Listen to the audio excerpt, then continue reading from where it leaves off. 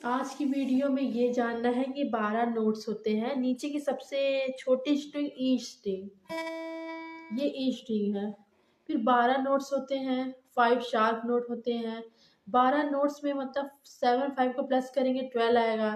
फिर जैसे ई बी का शार्प नहीं होता है, A B C D E F G, उसमें से ई बी का शार्प नहीं होगा।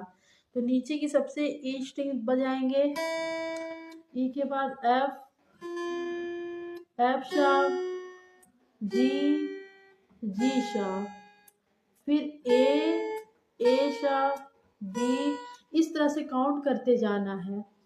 इसमें से मैंने बताया कि जी तक है, A B C D E F G, G के बाद से ए से काउंट करेंगे।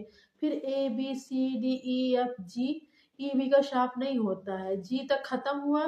फिर उसके बाद ए से शुरू करेंगे, जैसे एफ शार्प, जी,